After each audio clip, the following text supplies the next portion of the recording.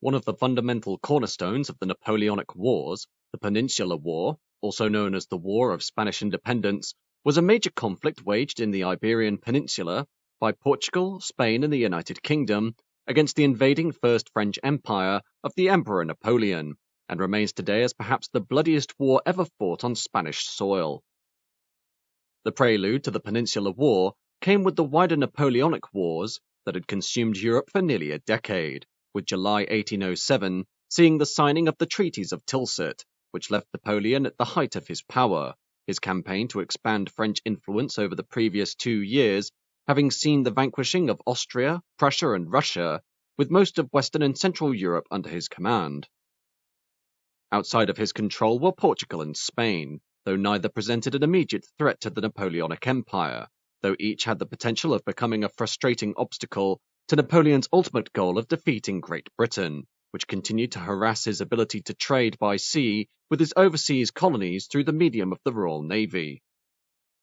Portugal proved to be an especially vexing aspect to Britain's effectiveness in combating Napoleon, this nation having formed an alliance with England in 1373, and thus made Portugal the UK's oldest continental ally, with the two nations still being closely tied together through trade, while British warships were always guaranteed a safe haven in Portuguese harbours during their campaigns against the French. As for Spain, this was a clear French ally, but was unfortunately an unreliable one, as with the 1806 onset of the War of the Fourth Coalition, Spanish Prime Minister Manuel de Godoy issued a troubling proclamation that spoke of the need to defeat an unnamed enemy, which many interpreted to be France, this proclamation being retracted once Napoleon had won the Battle of Jena-Auerstadt, but would lead to long-term suspicion by the French government against its southern neighbour. Following the signing of the Tilsit treaties, Napoleon issued an ultimatum to the Portuguese government that demanded an end to their support of Britain, joining the French in their pan-European trade embargo against the UK, known as the Continental System. This ultimatum also demanding that the Portuguese fleet be amalgamated into the French Navy, all British subjects in Portugal be arrested, and war be formally declared against Britain. If these demands were not met by October 1st, Napoleon would launch an invasion of Portugal, with Prince John of Portugal, serving as regent to his incapacitated mother, Queen Maria I, being left in an impossible situation, as he had not the military resources to combat an invasion by Napoleon's legions, but at the same time could not make an enemy of the British, as the Royal Navy would bombard his ports, Prince John instead stalling for time, and protested the injustice of being forced against their historic ally. As the deadline neared, Prince John panicked and began to implement several anti-British measures, but it was now far too late, with the secret Treaty of Fontainebleau, as signed on October 27, 1807, seeing Napoleon and Godoy agree to invade Portugal and partition its lands, with French General Jean-Anne d'Auchonneau leading an army of 25,000 soldiers through Spain towards Portugal. Though Godoy had given his blessing as to the transit of the French army, he was unaware that, due to Napoleon's highly suspicious view towards his government, Junot's army had been instructed to make detailed maps of the Spanish terrain in preparation for a future campaign against Spain itself. In the meantime, Junot's army marched into Lisbon on November 30th with little resistance, though by the time of his arrival, the members of the royal household of Braganza had been evacuated by the British and taken to the Portuguese colony of Brazil to form a government in exile, Junot punishing the Portuguese by allowing Lisbon to be sacked and demanded the payment of a 100 million franc indemnity. With Portugal now subjugated, matters turned quickly to Spain, where a political crisis began to brew, as caused by the leadership of the country between monarch and prime minister, the kingdom being ruled, at the time, by the Bourbon King Charles IV, who was little more than a figurehead, while the real national control lay with Godoy, the self-titled Prince of Peace, and a man much hated by both the Spanish nobility and public. Godoy had risen from the ranks of a private soldier in the royal guard, thanks to his love affair with Queen Consort Maria Luisa, but was opposed by the king's son and heir, Prince Ferdinand, who desired to take the throne from his incompetent father and oust Godoy from power, this dispute leading, in early 1808, to both parties appealing to Napoleon to help settle the matter. From February of that year, Napoleon dispatched 70,000 French soldiers over the Pyrenees and into Spain, being able to take control of several key Spanish fortresses through cunning and deception. One example being when the Spanish governor of Barcelona was persuaded to allow a convoy of wounded French soldiers into his citadel, only for the French to whip the blankets off their stretchers to reveal fully armed grenadiers. This influx of French soldiers was pitched to the Spanish government as simply a peacekeeping force, provided as a means of repelling a supposed assault by the British from their occupied harbour of Gibraltar, though while the easily fooled King Charles attempted to assure his citizens that Napoleon was their ally, the people were more conscious of the truth and aware of Godoy's machinations with the French Emperor. On March 18th, a mob of Spanish soldiers and peasants nearly lynched Godoy at Aranjuez, though his life was spared by the intervention of his nemesis, Prince Ferdinand, who was proclaimed king by the riotous crowds. King Charles, afraid of suffering the same fate as the French monarchs during the Revolution of 1789, which saw King Louis XVI subsequently executed in January 1793, abdicating in favour of his sons shortly afterwards. With one crisis resolved, another soon appeared, as Charles, regretting his decision to abdicate, turned to Napoleon as a means to regain his throne, while the newly crowned Ferdinand VII also offered himself to Napoleon by way of combining their dynasties, making an offer of marriage to one of Napoleon's nieces, once again leaving the French emperor in a bind, either allowing Ferdinand to marry one of his nieces and continue to rule Spain as a French puppet, or dispose of the Bourbon dynasty and rule absolutely. Napoleon quickly chose the latter option, and in early May invited both father and son to a conference at Bayonne to settle their differences, Ferdinand being threatened by his father to relinquish the throne, thus leading to Charles IV regaining the crown, whereupon, through a pre-signed agreement, he handed the kingdom over to Napoleon, with both Charles and Ferdinand being imprisoned in France for the remainder of the Napoleonic Wars. Meanwhile, 20,000 French troops under Marshal Joachim Murat occupied Madrid, and Napoleon installed his brother, Joseph, as the new King of Spain, the impression being that the Emperor had once again scored a mighty coup through his conquest of Iberia without expending many of his resources, bringing the entirety of the western continent into his domain. However, Napoleon's ease at conquering Iberia was fatally deceptive, as the Spanish were a proud and patriotic people with traditional values fundamental to their identity, while foreign customs were held in disdain, the policies of de-Christianization pursued during the French Revolution also being in direct contradiction to the devoutly Catholic people of Spain, with the French being considered godless heathens by the citizens. With the arrest of both Ferdinand and Charles, the Spanish immediately set about an uprising to unseat the French from their country, starting on May 2nd with the slaughter of 150 French soldiers on the streets of Madrid, the Dos de Mayo uprising eventually being put down in brutal fashion by Marshal Murat, with cavalry being used to trample the rioters, followed by the execution of hundreds of Spanish citizens by firing squad. Regardless of the initial French suppression of the uprising, the Spanish simply turned to guerrilla tactics as a means to destabilize French control, with May 20th to May 27th seeing the pro-French governors of Badajoz, Cartagena, and Cadiz assassinated, while three provincial juntas arose and began raising armies of Spanish patriots, with the junta of Seville turning to the British for assistance, thus leading to the dispatch of an expeditionary army to Iberia under Sir Arthur Wellesley.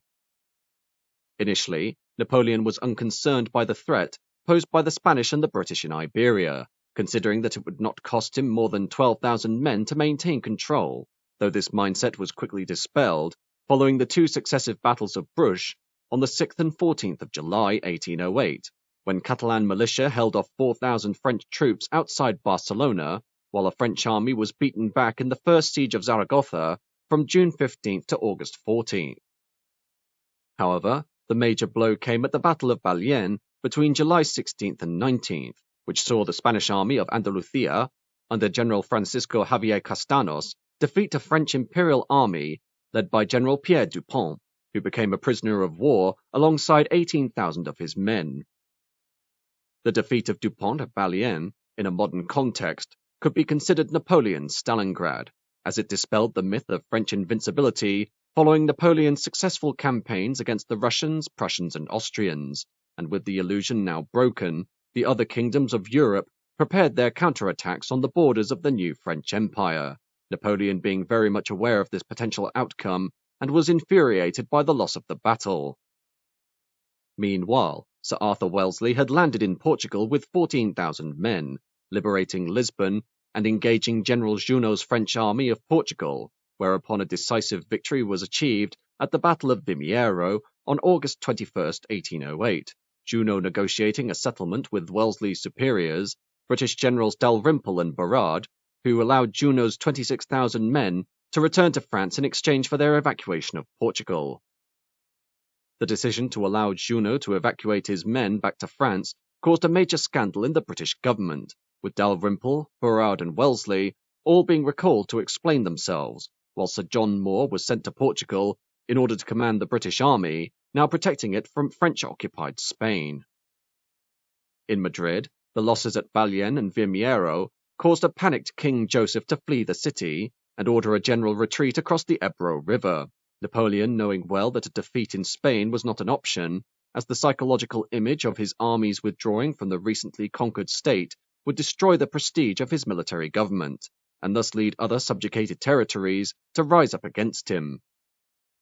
Therefore, he would command his own French army directly, and in the autumn of 1808, Napoleon swept over the Pyrenees with his new Armée d'Espagne, consisting of 278,000 men, the swiftness and sheer magnitude of his force, leading to multiple major Spanish defeats at Espinosa de los Monteros and Gamonal on November 10th, Tudela on November 23rd, Somosierra on November 30th, followed on December 4th by his triumphant retaking of Madrid, with French authority now reinstated. Napoleon then set about subduing the rest of the country, with Marshal Jean Lannes being sent to oversee the second siege of Zaragoza between December 1808 and February 1809, which led to a crushing French victory that left 54,000 Spanish dead against only 10,000 of his own men, two-thirds of the Spanish victims being civilians. Napoleon, meanwhile, marched against Moore's British army with a force of 80,000 men, regaining control of most of central and northern Spain, though before the Emperor could satisfy his long-awaited desire of confronting a British army in combat, the defeat suffered during the initial struggle for Spain had seen the Austrians launch their own campaign against the eastern extent of the French Empire, thus forcing him to return to Paris. Thus, command of the army in Spain was given to Marshal Jean de Dussues, and on January 16, 1809, Moore's rear guard held back the French at the Battle of Corunna, buying time for the rest of the British army to evacuate aboard Royal Navy transports, though despite the evacuation being a success, Moore would not live to see the end of the battle. Now focused on crushing the Austrian opposition, Napoleon would never return to Iberia, instead entrusting the war effort to his marshals, which proved to be a costly mistake due to their internal squabbling, leading to often uncoordinated campaigns against the Spanish resistance, though the Emperor was still of the conviction that Iberia could be easily reconquered, and ordered Soult to launch another invasion of Portugal. With 23,000 men, the French marshal forced his way into Oporto, but his offensive was soon halted by Wellesley, who had been placed back in command of a 16,000-strong Anglo-Portuguese army, leading to the expulsion of the French from Portugal in the wake of the Second Battle of Oporto on May 12, 1809, leaving the way clear for the Allies to march into Spain itself. Linking up with a 30,000-man army of Spanish fighters, Wellesley's Allied force scored another major victory at the exceptionally bloody Battle of Talavera on July 27th and 28th, facing off against 46,000 Imperial troops, with the outcome being a near equal loss of around 7,400 men for both sides, with vicious cannon duels taking place well into the night until the French withdrew under cover of darkness, Wellesley being ennobled as Viscount Wellington for this decisive triumph. However, Talavera had been a costly victory for the Allies, and Wellington subsequently chose to reorganize his army into a defensive position across the Lisbon Peninsula, dubbed the lines of Torre Vedras, expecting the French to begin yet another invasion of Portugal, while the Allied army was awaiting resupply and reinforcement by the Royal Navy. This choice of strategy was a critical one, as following the loss at Talavera, Napoleon dispatched thousands of fresh troops into Iberia, leading to a succession of French victories, including a successful offensive in Catalonia that led to the capture of Girona on December 10, 1809, while several Spanish counteroffensives failed in early 1810. On February 5, 1810, the French launched the 2-year-long siege of Cadiz, the seat of the provisional Spanish government called the Courts of Cadiz. Though with over 300,000 French soldiers now engaged in Iberia, what had originally been considered by Napoleon as a simple task was now draining the abilities of his military to maintain a defence against his various European opponents. In 1810, French Marshal André Massena was tasked with dislodging Wellington from Portugal, but was defeated at the Battle of Busaco on September 27th, eventually being forced back into retreat to Spain after several months of fruitless fighting, followed in the spring of 1811 by a fully resupplied Wellington launching his own offensive into Spain itself, culminating in the inconclusive Battle of Albuera on May 16th, which cost Wellington 40% of his men. Temporarily stymied, Wellington returned to a defensive position and awaited resupply once again for nearly a year, his second offensive in the spring of 1812, leading to the successful siege of Badajoz between March and April of that year, followed by Wellington's army clashing with French Marshal Auguste de Marmont at the Battle of Salamanca on July 22nd, leading to another crushing victory and one of the finest in the career of the British military leader. The loss at Salamanca truly destabilized the French foothold in Iberia, with imperial troops being forced to abandon their siege of Cadiz, while Madrid was evacuated once again, irreparably damaging the prestige of King Joseph's government, the success of the Allies in driving out the French, leading to the drafting of a new constitution by the Cortes of Cadiz in March 1812, one that was influenced by Enlightenment age principles. Throughout the campaign, the Allies were supported by a highly effective guerrilla force of between 35 and 50,000 Spanish and Portuguese partisans, who, from their bases in the mountains, launched ruthless attacks on French convoys and lines of communications, their exceptional knowledge of the countryside making them proficient in ambushes against lone French detachments and messengers. At the same time, the almost fanatical hatred harbored by the fighters against the French invaders meant no quarter was given for those French soldiers captured, with the survivors being either mutilated, castrated, crucified, flayed, or buried alive, thus seeing an equal response from the French, who treated suspected guerrillas with matching cruelty. However, the psychological impact of such savagery was one that severely damaged French morale, and meant operations outside of the major cities and towns were difficult to manage due to soldiers being unwilling to suffer the fate of those who had gone before them, the most notable being King Joseph himself, who was so terrified of leaving Madrid due to his fear of the guerrilla fighters that he essentially became a prisoner in his own capital. Come the end of 1812, the Napoleonic War in general was failing on all fronts for the French, the greatest folly of the Emperor being his march on Russia during the 5-month Patriotic War of 1812, during which 450,000 imperial soldiers were killed and the French Grande Armée was obliterated, Napoleon returning to France in defeat in December of that year, with the winter weather costing more of his now threadbare army. As for the nations of Europe that sought Napoleon's defeat, these banded together in the War of the Sixth Coalition during 1813, comprising initially 10 nations that did battle against the fading defence of the French Empire, and gradually eroded the extents of the Emperor's domain due to his lack of men and resources to securely fortify his position. Back in Iberia, Wellington marched 121,000 Anglo-Spanish Portuguese troops through northern Portugal in early 1813, ultimately engaging a 65,000-man French army commanded by King Joseph and Marshal Jean-Baptiste Jourdan at Vitoria on June 21st, leading to yet another crushing victory for the Allies and putting the French to flight, the fragmented remains of Napoleon's force eventually being chased all the way back to the Pyrenees. Vitoria was truly the last stand of Bonapartist Spain, and the government of King Joseph collapsed as he retreated back into France, Ferdinand VII being released from prison and restored as King of Spain on December 11, 1813, while a fully mobilized Wellington began to march his troops into southern France from February 1814.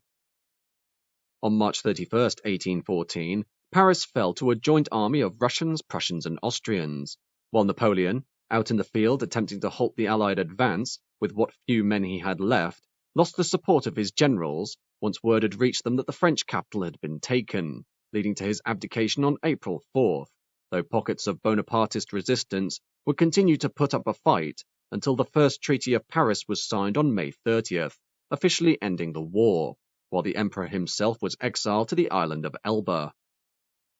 To summarize, the Peninsular War was truly the embodiment of Napoleon's hubris and overconfidence when it came to his ability to easily conquer large swathes of Europe, as while his initial overthrow of the crumbling Spanish monarchy and the limited defences of Portugal were conducted at little cost, he had failed to consider the patriotic fervour of the Spanish and Portuguese resistance that turned what was meant to be a simple task into one that essentially cost him the entire Napoleonic Wars.